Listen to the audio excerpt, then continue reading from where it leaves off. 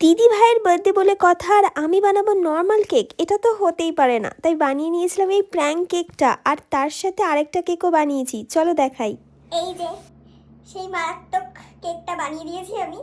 আমি জানি না কি করবে, কিন্তু আমার এত হাসি পাচ্ছে কি